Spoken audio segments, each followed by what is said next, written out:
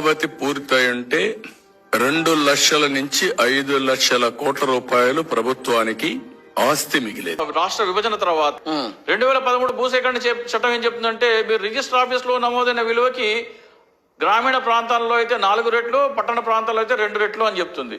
అలా అయితే ఇంకా తక్కువ వస్తుంది మీకు. నా మార్కెట్ రేట్ కంటే 10 లక్షలకి నేను 20 లక్షలు ఇస్తాను, మీ భూమి ఇచ్చేసేయండి మాకు అని అంటే రైతు ఎవరన్నా హెసిటేట్ చేస్తారా? చేయరు.